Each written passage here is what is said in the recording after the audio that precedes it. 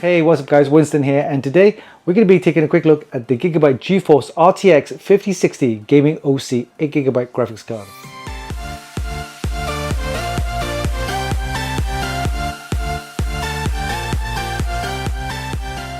This graphics card is powered by Nvidia's GeForce RTX 5060 GPU featuring Blackwell architecture with 3840 CUDA cores and supports the latest DLSS 4. It uses a slightly overclocked GPU running at 2595 MHz and comes with 8GB of GDDR7 Vram on a 128-bit memory bus running at 28 gigabits per second. It comes in an all-black aesthetic with a little bit of RGB on the top. There's also a dual BIOS switch which allows users to select between performance or silent operation. The card is cooled with Gigabyte's wind-force cooling system with triple Hawk fans, thermal conductive gel and a solid metal backplate. It features one 8-pin PCIe power connector at the front, which means you can use the existing power supply. Video outputs include 3 DisplayPort 2.1b and 1 HDMI 2.1b. We'll be testing this card using an Intel Core Ultra 9 285K sitting on a B860 motherboard along with 48GB of DDR5 8000 RAM. So let's begin the build, but before we do that, let's do a quick unboxing and we'll see you in a bit.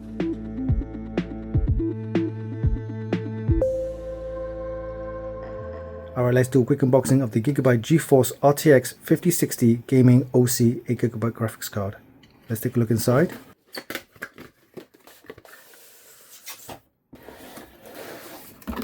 Okay, we have a quick installation guide and the graphics card itself.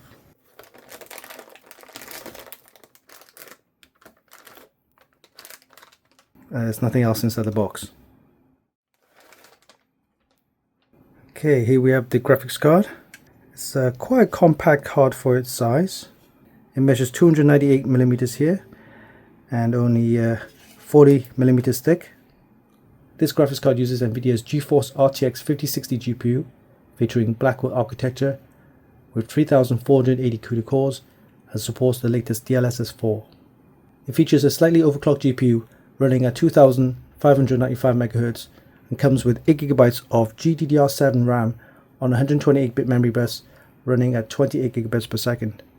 It comes in an all-black aesthetic with a little bit of RGB at the top right here, and it's got a sliding kind of feature which allows you to enhance the RGB.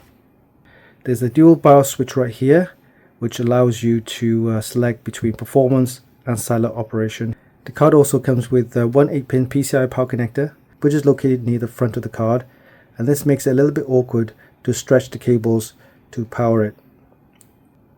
This graphics card is cooled with the Gigabyte's wind-force cooling system featuring triple Hawk fans and a nice large heatsink, as well as a solid metal backplate which gives it structural integrity. For video outputs, it comes with 3 DisplayPort 2.1b and 1 HDMI 2.1b. We'll be testing this graphics card using our test rig, which is comprised of an Intel Core Ultra 9 285K along with 48GB of DDR5 8000, and we'll see how this graphics card will perform. Now with 8GB it might be lacking in performance in terms of having all the features turned on such as DLSS 4 as well as the ray tracing, but it is priced attractively, so if you're after an affordable GPU for 1080p gaming, then this could be the card for you. So this was a quick unboxing of the Gigabyte GeForce RTX 5060 Gaming OC 8GB graphics card.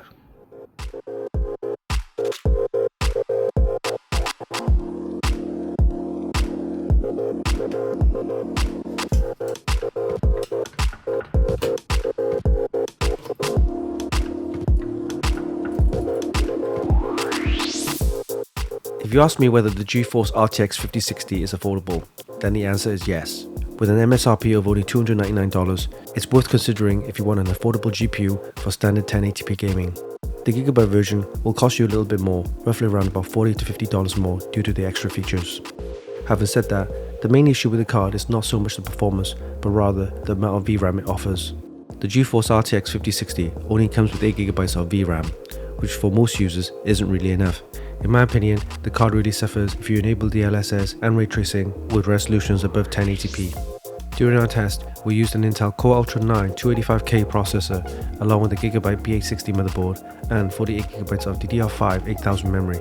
We got fairly decent scores in all of our benchmarks, including a score of 5201 for Basemark Red Club Life, and a Geekbench GPU score of 123,824. For Unigen's Valley benchmark, we got a score of 6,433 and a Final Fantasy benchmark score of 14,634. Passmark 11 GPU score was 25,934. For Superposition 1080p Extreme and Optimized 4K benchmarks, we got decent scores of 7,983 and 10,682 respectively. For 3D Mark Steel Nomad and Speedway, we got a score of 3,227 and 3,545 respectively.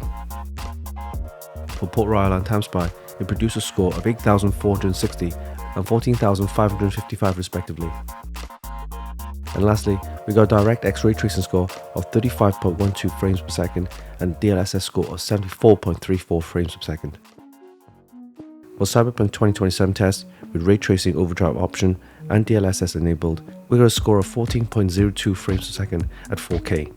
But with DLSS on but ray tracing off, it produced a surprising score of 111.01 frames per second at 1440p and 148.2 frames per second at 1080p. You can see the ray tracing does have a huge hit in performance. If you're after an affordable GPU for standard 1080p gaming, then you might want to consider the Gigabyte GeForce RTX 5060 Gaming OC. It appeals to the budget-conscious gamer who prefer efficiency with options to enable DLSS with some ray tracing features. It comes with a slightly overclocked GPU along with some nice aesthetic, a decent cooling solution and a dual BIOS switch.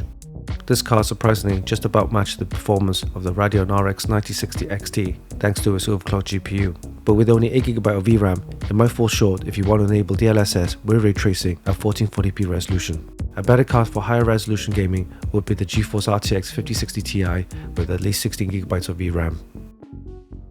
You can check out the full review on our website at funkykit.com. And there you have it. That was a quick look at the Gigabyte GeForce RTX 5060 Gaming OC 8GB graphics card. It comes in an all black aesthetic with a little bit of RGB and offers decent 1080p performance. However, with only 8GB of VRAM, it's not really suitable for a high resolution gaming with DLSS and ray tracing enabled. But if you're after an affordable GPU for 1080p gaming, this could be the answer. Hope you enjoyed this video. Give us a like and leave a comment down below. Don't forget you can actually buy this via the links in the description, and of course visit our website for more news, reviews and hot tips. Oh yeah, don't forget, hit the subscribe button for more. Until next time, this is Winston for Funkykit.com.